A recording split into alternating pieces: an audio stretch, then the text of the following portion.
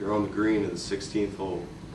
The Masters, the wind's blowing in your face, the smell of fresh cut grass. The sun's beating on you while the crowd silences in anticipation.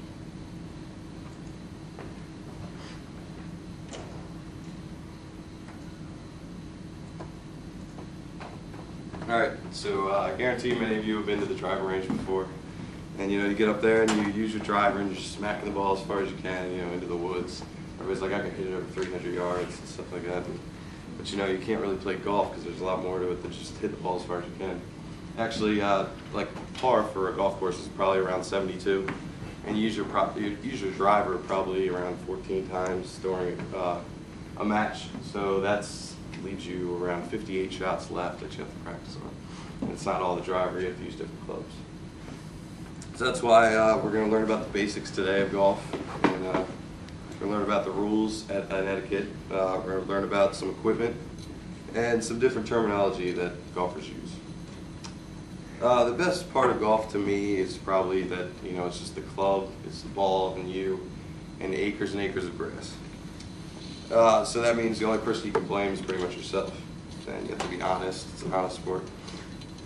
One thing that many golfers have, the similarity that they have is that they love the game of the sport, but they also respect and obey the rules and proper etiquette.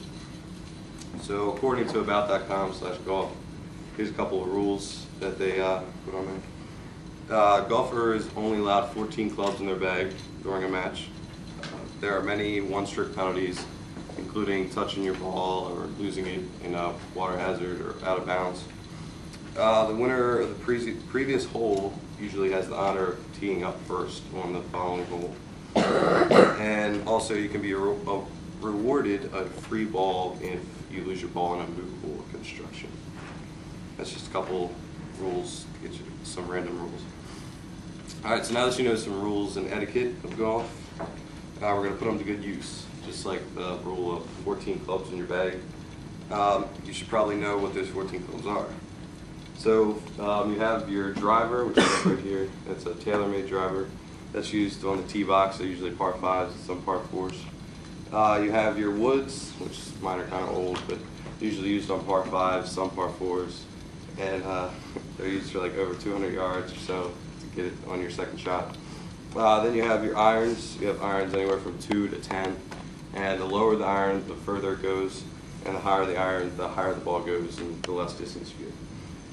Then you have like your lob wedge, your pitching wedge. Those are usually used around the green to chip onto the green if you miss the green on one of your shots. And then of course your putter, which everyone knows. Everyone plays mini putt-putt, so everyone knows that. All right. You also have the golf balls, which some golf balls would be like the Nike ones, would be really expensive. They're usually like $40 for a pack of 12. And then you have your noodles, which the average golfer like me would use. They're cheaper balls, so if you lose them, they're not as expensive when you lose them. And they also have breast cancer balls now to support breast cancer. Some other accessories would be your golf bag, your tees, golf shoes, some markers to place your ball on the green, and then practice equipment. Actually, in the past couple of years, since the 1990s, they've been evolving in clubs, and it's improving the distance, and it's lowering handicaps of men and women.